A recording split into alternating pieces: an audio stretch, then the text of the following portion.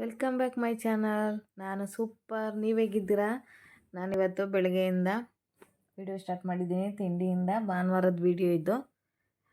ನಿನ್ನೆದು ಬಿರಿಯಾನಿ ಮಾಡ್ತಾಯಿದ್ದೀನಿ, chicken biryani. First ಕುಕ್ಕರ್ಗೆ ಎಣ್ಣೆ ಹಾಕ್ಕೊಂಡು ಅದಕ್ಕೆ ಮಸಾಲೆ, ಪಲಾವ್ ಎಲೆ, ಚಕ್ಕೆ ಲವಂಗ, ಒಂದು ಟೊಮೊಟೊ, ಒಂದು ಈರುಳ್ಳಿ ಅಷ್ಟು ಹಾಕೊಂಡು ಫ್ರೈ ಮಾಡಿಬಿಟ್ಟು, ಇದು ಓವರ್ ನೈಟ್ ಎಲ್ಲ ಚಿಕನ್ಗೆ ಅರ್ಧ kg ಚಿಕನ್ ಇದೆ. ಖಾರದ ಪುಡಿ, ಧನಿಯಾ ಪುಡಿ, ಶುಂಠಿ ಬೆಳ್ಳುಳ್ಳಿ ಪೇಸ್ಟು ಮತ್ತು ಇನ್ನೇನು ಹಾಕ್ತೆ, ಗರಂ ಮಸಾಲ, ಮೊಸರು ಇಷ್ಟು ಹಾಕಿ ಮ್ಯಾಗಿನೇಟ್ ಮಾಡಿಟ್ಟಿದ್ದೆ ಫುಲ್ಲು ಓವರ್ ನೈಟು ಫ್ರಿಜ್ಜಲ್ಲಿ. ಚೆನ್ನಾಗಾಗುತ್ತೆ ಅಂತ ಮೆತ್ತಗಾಗಿತ್ತು, ಪೀಸೇ ಇಲ್ಲ ಅಂತ ಹೇಳ್ತಾಯಿದ್ರು. ಯಾರೆಲ್ಲ ನೀವು ಈ ಥರ ತಿಂದೆ ನಾನ್ ವೆಜ್ ಮಾಡ್ತೀರಾ ಕಮೆಂಟ್ ಮಾಡಿ. ನೆಕ್ಸ್ಟ್ ವೀಡಿಯೋದಲ್ಲಿ ಆನ್ಸರ್ ಮಾಡ್ತೀನಿ. ಹಂಗೆ ಈಸಿ ನಿಮಗೆ ಮೆಥಡಲ್ಲಿ ಹೇಳ್ಕೊಡ್ತೀನಿ ತಿಂದಿದ್ದವ್ರು ಯಾವ ಥರ ಮಾಡ್ಬೋದು ಅಂತ. ಇದನ್ನು ಚೆನ್ನಾಗಿ ಫ್ರೈ ಮಾಡ್ಕೋಬೇಕು. ಚಿಕನೆಲ್ಲ ನೀರು ಬಿಟ್ಕೊಳುತ್ತಲ್ಲ ಅದೆಲ್ಲ ಡ್ರೈ ಆಗಬೇಕು. ನೋಡಿ, ಡ್ರೈ ಆಗಿ ಎಣ್ಣೆ ಬಿಟ್ಕೊಳ್ತಿದೆ. ಆವಾಗ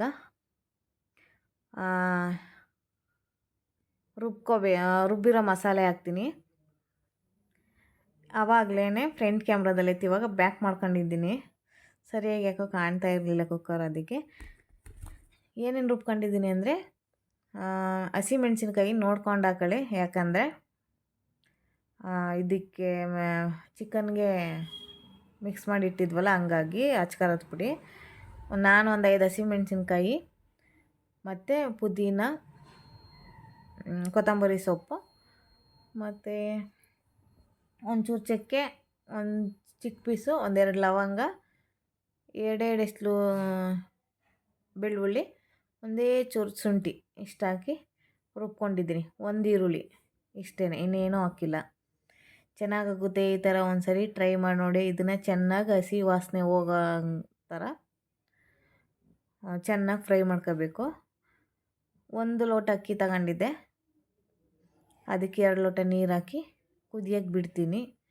ಅದೆಲ್ಲ ಚಿಕನ್ನು ಮಸಾಲೆ ಹಾಕ್ತೀವಲ್ಲ, ಆವಾಗ ಎಲ್ಲ ನೀರೆಲ್ಲ ಚೆನ್ನಾಗಿ ಫ್ರೈ ಆಗಿಬಿಟ್ಟು ಎಣ್ಣೆ ಬಿಟ್ಕೋಬೇಕು. ಆವಾಗ ನೀರು ಹಾಕಿ ಇದು ಖಾರ ರುಬ್ಬಿರೋದು ಹಾಕೊಳ್ಳಿ, ಆವಾಗ ಚೆನ್ನಾಗಿ ಬರೋದು.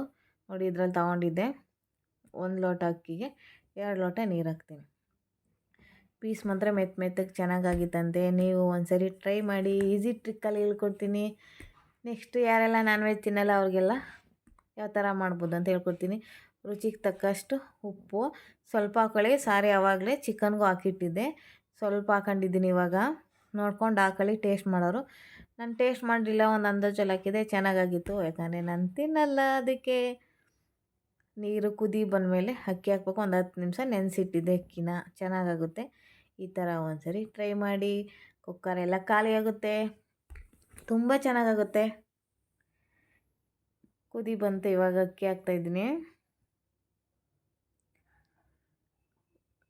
ತುಂಬ ಉದುದ್ರಾಗಬೇಕು ಅಂದರೆ 1.25 ಹಾಕೊಳ್ಳಿ, ಇಲ್ಲಾಂದರೆ ಸಮನೇ ಹಾಕೊಳ್ಳಿ.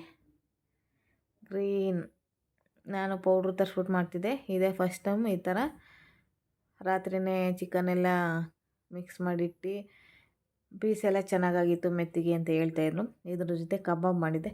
ಕಬಾಬ್ ರೆಸಿಪಿ ಏನು ಶೇರ್ ಮಾಡಿಲ್ಲ. ಬಿರಿಯಾನಿ ಮಾತ್ರ ಶೇರ್ ಮಾಡ್ತಾಯಿದ್ದೀನಿ.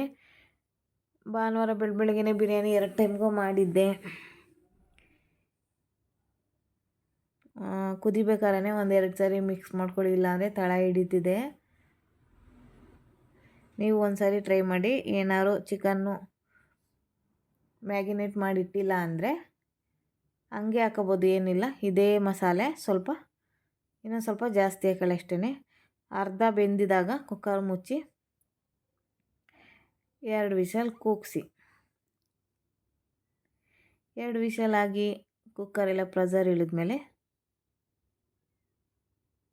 ನೋಡಿ ಈ ಥರ ಆಗಿದೆ. ಒಂದು ಸರಿ ಚೆನ್ನಾಗಿ ಮಿಕ್ಸ್ ಮಾಡಿ. ಜಾಸ್ತಿ ಮಿಕ್ಸ್ ಮಾಡಬೇಡಿ, ಬೆಂದೋಗುತ್ತೆ. ಒಂದು 2 ಸಾರಿ ಮಿಕ್ಸ್ ಕೊಡಿ, ಸಾಕು. ಮಿಕ್ಸ್ ಮಾಡಿಬಿಟ್ಟು ಮತ್ತೆ ಲಿಡ್ ಕ್ಲೋಸ್ ಮಾಡಿ ಇಡಿ ಒಂದು 5 ನಿಮಿಷ.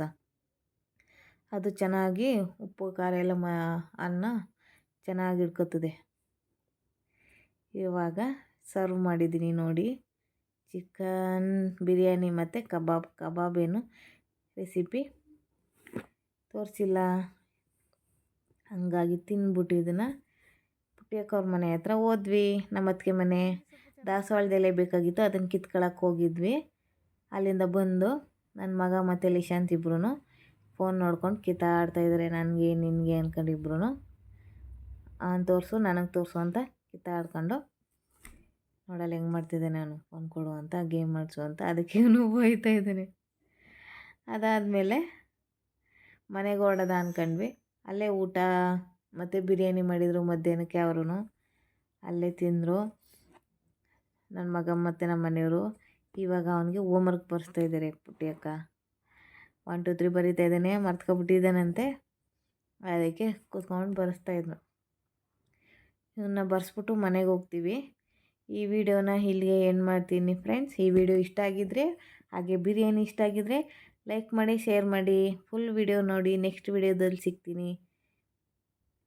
ಯಾರೆಲ್ಲ ನನ್ನ ವಿಡಿಯೋನ ನೋಡ್ತಾ ಇದ್ದೀರಾ, ಥ್ಯಾಂಕ್ ಯು ಸೋ ಮಚ್. ಹೀಗೇ ಸಪೋರ್ಟ್ ಮಾಡಿ ನನಗೂ ಚಿಕ್ಕ ಯೂಟ್ಯೂಬರ್ಸ್ನ ಬೆಳೆಸಿ. Thank you so much. Bye bye.